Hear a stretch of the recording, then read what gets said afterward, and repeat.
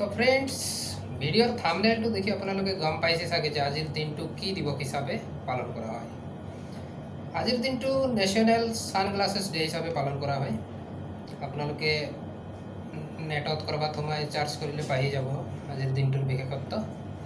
তো কথা হ'ল সানগ্লাसेস কি কাৰণে ব্যৱহাৰ কৰা হয়। আমি জানো যে ডক্টৰে কেতিয়াবা আমাক সানগ্লাसेস ব্যৱহাৰ কৰিব দিয়ে, তেতিয়াহে দিয়ে যেতিয়া চকুৰ অপাৰেশ্যন কৰা হয়, এনে নিদিয়ে। তো চকু অপাৰেশ্যন নকৰিলে কি আমি সানগ্লাसेস ব্যৱহাৰ কৰিব নোৱাৰিম নেকি? পাৰিম, নিশ্চয় পাৰিম। যেতিয়া খুব গৰম দিয়ে, খুব ৰ'দ দিয়ে, তেতিয়া আমি কি কৰিব পাৰোঁ? সানগ্লাसेস ব্যৱহাৰ কৰিব পাৰোঁ। তো সানগ্লাसेস ব্যৱহাৰ কৰিলে কি লাভ হয়?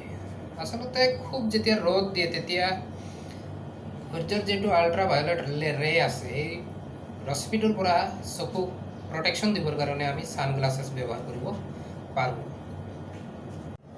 যদি ভিডিঅ'টো ভাল লাগিছে তেনেহ'লে লাইক আৰু কমেণ্ট নিশ্চয় কৰিব, আৰু মোৰ চেনেলটো নতুনকৈ খুলি লৈছোঁ, গতিকে আপোনালোকে ছাবস্ক্ৰাইব কৰি ল'ব, যাতে পৰৱৰ্তী ভিডিঅ'সমূহ মই আপোনালোকৰ ওচৰলৈ সোনকালে লৈ যাব পাৰোঁ। ধন্যবাদ।